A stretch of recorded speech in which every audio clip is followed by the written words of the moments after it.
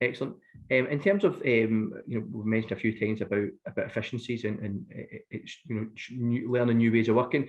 Have you been able to highlight areas of cost savings through using this process?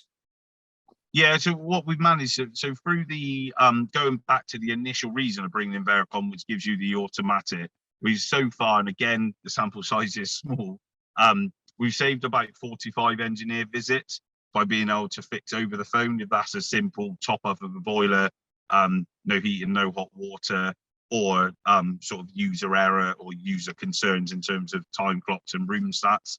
So that simply translates to us is that's 45 visits that we've had to save sending an engineer to that property, and then all the on cost and ultimately those 45 jobs we haven't had to attend, those engineers have been able to attend other breakdowns quicker, services and other things. So yeah, there's efficiency gains that we've already seen, and obviously off our sample size it's shown that if we were to roll it out, the gains would be significant for us to be able to do things that we either currently can't do or we would like to do but can't do due to, say, budget constraints.